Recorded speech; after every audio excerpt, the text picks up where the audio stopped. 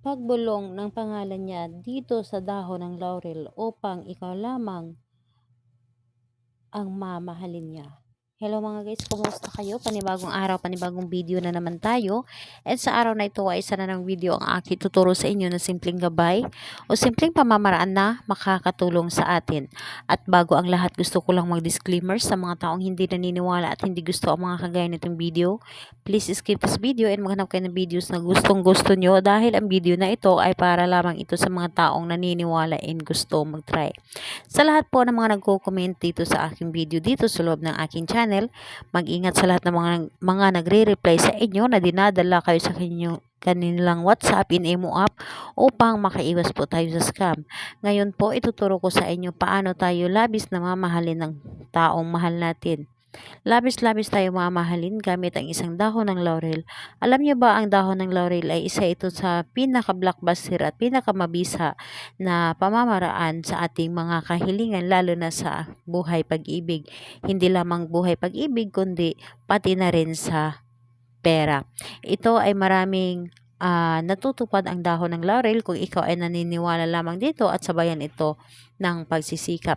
So dito po is kung kailangan mo na labis kang mamahalin ng taong minamahal mo, ito ang gagamitin mo at ito ang gagawin mo. Ihanda mo lamang itong isang dahon ng laurel at ito ay iyong gamitin at pagbulungan.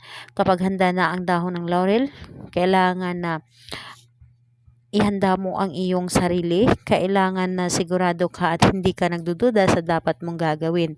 Hindi ka dapat nagdududa at kailangan buo ang inyong loob sa paggawa nito. And kapag ready ka na, pwede mo na itong umpisahan.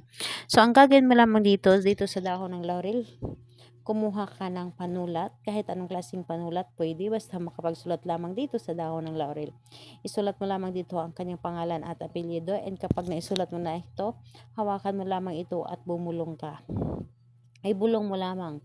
Sa pamamagitan nito, pangalan at apelyido ng taong iyong target ay sambitin mo at sabihin mo, ako ay labis-labis mong mamahalin, wala kang ibang mamahalin kundi ako lamang.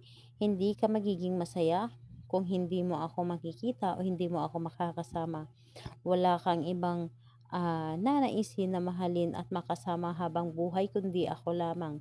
Hilingin mo dito ang iyong ninanais.